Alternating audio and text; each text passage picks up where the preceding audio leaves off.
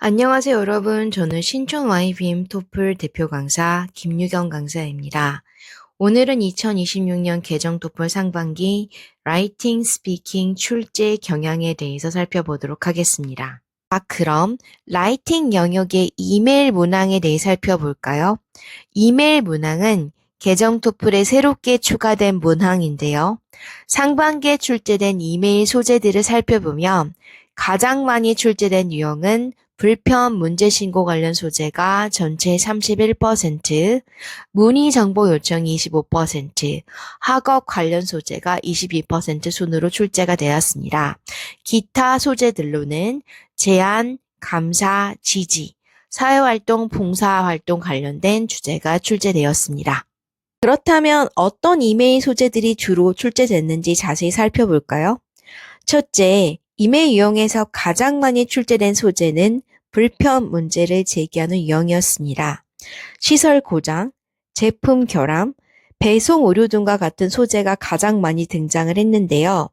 이 유형의 특징은 불편한 상황을 구체적으로 설명을 하고 그에 대한 해결책을 정중하게 요청하는 구조로 답안을 전개하셔야 합니다. 따라서 불편 상황 설명, 문제점 설명, 그리고 불편사항 개선 및 해결책 관련 표현, 그리고 템플릿을 익혀주시면 빠르게 답안을 전개하실 수 있습니다. 두 번째로 빈도가 높게 출제된 이메일 소재는 문의 정보 요청 유형입니다. 예약 문의, 인턴십, 서비스 관련 소재가 주로 출제가 됐습니다. 불편 신고 유형과는 달리 이 유형은 내가 필요한 정보나 도움을 요청하는 내용들입니다. 상황에 따라 예약 변경을 요청하거나 인턴십 세부 사항을 묻거나 교수님께 상담을 요청하는 등 소재가 다양한 만큼 글의 목적을 명확하게 전달하는 표현을 습득해 두는 것이 중요합니다. 마지막으로 가장 빈도가 높게 출제된 이메일 소재는 학업, 제안, 사회활동 관련 소재입니다. 비중은 상대적으로 낮지만 소재가 가장 다양한 유형인데요. 팀 과제나 그룹 리서치와 같은 학업 관련 메일부터 친구나 동료에게 제안을 하거나 칭찬하는 메일, 자원봉사 문의나 감사 메일까지 폭넓은 주제가 출제가 됐습니다. 앞서 언급했듯이 주제와 관련된 표현과 템플릿을 미리 익혀두시면 효과적으로 답안을 전개하실 수 있습니다. 다음으로는 아카데미 디스커션 유형의 출제 경향을 살펴볼까요? 2026년 토론형 글쓰기 유형의 상반기 주제들을 분석한 결과에 따르면 교육학교, 환경사회, 문화예술기술 등 세 가지 범죄 주제들이 각각 33%씩 균등하게 출제됐습니다. 따라서 여러분들은 이 주제들과 관련된 최신 이슈 및 기사, 그리고 관련 표현들을 사전에 학습해 주시는 게 좋습니다. 아카데미 디스커션에 출제된 구체적인 주제들을 살펴볼까요? 교육 분야에서는 온라인 학습, VR 교육, 소셜미디어의 교육 도구 활용, 환경사회 분야에서는 최저임금제, 자원봉사 의무화, 문화예술 기술 분야에서는 소셜미디어의 사회적 영향, 원격 근무 미래 전망 등과 같은 주제들이 출제됐습니다. 세 영역 모두 현대사회에서 활발히 논의되고 있는 쟁점들입니다.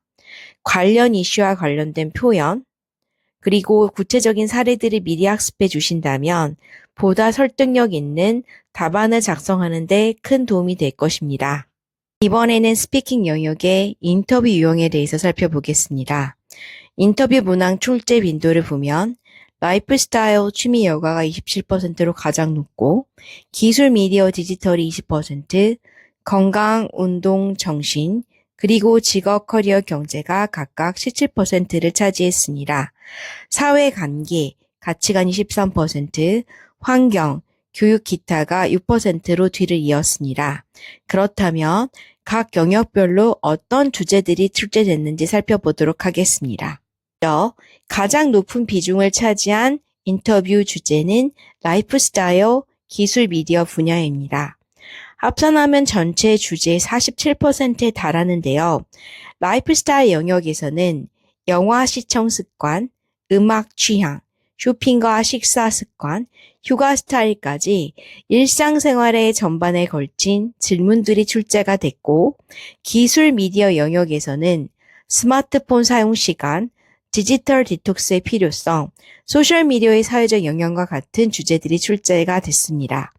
두 영역 모두 일상에서 직접 경험할 수 있는 소재들인 만큼 각 주제와 관련된 어휘와 표현을 미리 익혀두고 자신의 경험과 의견을 구체적인 사례와 함께 답변하시는 연습이 필요합니다. 다음으로 빈도가 높게 출제된 분야는 건강, 운동, 직업, 커리어, 사회, 관계와 관련된 분야입니다.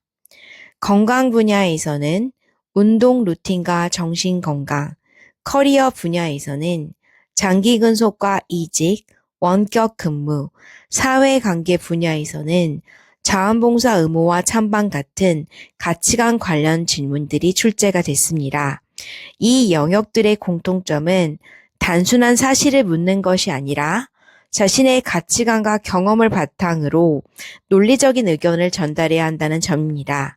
따라서 평소 이 주제들에 대한 자신만의 입장과 근거를 영어로 정리해두는 연습이 필요합니다.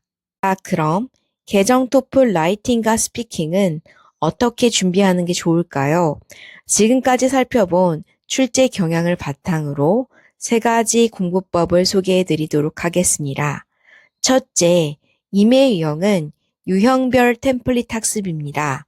불편 신고, 문의 요청, 제안 감사, 각 유형에 맞는 템플릿을 사전에 익혀두시면 어떤 소재가 출제된다 하더라도 빠르게 답안을 전개하실 수 있습니다.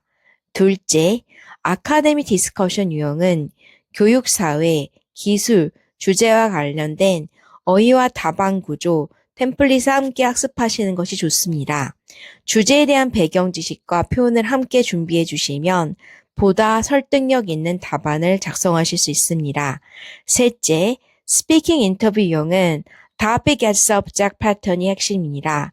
라이프 스타일, 기술, 건강, 커리어와 같은 주제별 핵심 어휘와 문제 유형별 답변 방법을 체계적으로 학습해 두시면 자연스럽고 논리적인 답변을 구사하실 수 있습니다. 지금까지 2026년 상반기 스피킹, 라이팅 출제 경향에 대해서 살펴보았습니다. 여러분 트렌드를 읽으면 고득점이 가능합니다. 2026년 개정 토플, YBM 신촌 토플과 함께